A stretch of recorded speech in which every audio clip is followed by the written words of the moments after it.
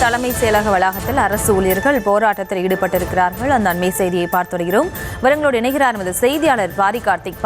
வணக்கம். அவர்கள் என்ன காரணத்திற்காக போராட்டத்தில் ஈடுபட்டிருக்கிறார்கள்? முழு விவரம். வணக்கம். தமிழ்நாடு அரசின் சார்பில் உறுதியளிக்கப்பட்ட ஓய்வூதிய திட்டம் என்ற அடிப்படையில் புதிய திட்டம் உருவாக்கப்பட்டு அதற்கான அறிவிப்பும் வெளியிடப்பட்டது.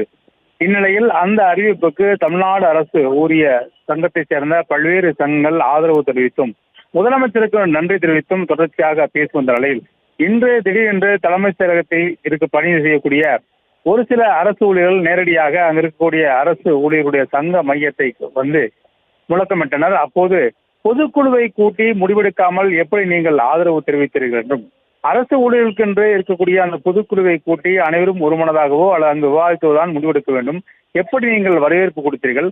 தற்போது கொடுக்கப்பட்டிருக்கக்கூடிய அந்த ஓய்வூதியம் என்பது எங்களுடைய பணத்திலிருந்து 10% எடுத்துக்கொண்டு அதுவே எங்களுக்கு ஓய்வூதியமாக வழங்கும் திட்டத்தை எப்படி ஆதரிக்க முடியும் என்றும், 2003 டிசம்பருக்கு முன்னதாக இருக்கக்கூடிய ஓய்வு திட்டத்தின் அடிப்படையிலே தற்போது எங்களுக்கு ஓய்வூதியம் வழங்க வேண்டும் என்றும், இந்த ஓய்வூதியம் ஒருபோதும் ஏற்றுக்கொள்ள முடியாது, எங்களுடைய பணத்தையே எடுத்துக்கொண்டு எங்களுக்கே ஓய்வூதியம் அளிக்கக்கூடிய இந்த திட்டத்தை உடனடியாக ரத்து செய்து பழைய நடைமுறை 2003 டிசம்பருக்கு முன்னதாக அளிக்கப்பட்ட ஓய்வு திட்டத்தையே மீண்டும் கொண்டு வர முடிவெடுக்க வேண்டும் என்றும், எதன் அடிப்படையில் நீங்கள் வரவேற்பு கொடுத்து வாழ்த்து தெரிவித்தீர்கள் என்றும் தொடர்ச்சியாக அவர்கள் கோரிக்கை வைத்து ஆர்ப்பாட்டத்தில் ஈடுபட முயன்றார்கள்.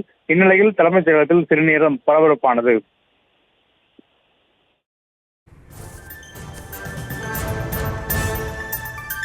விவரங்களுக்கு நன்றி பாரி கார்த்திக்.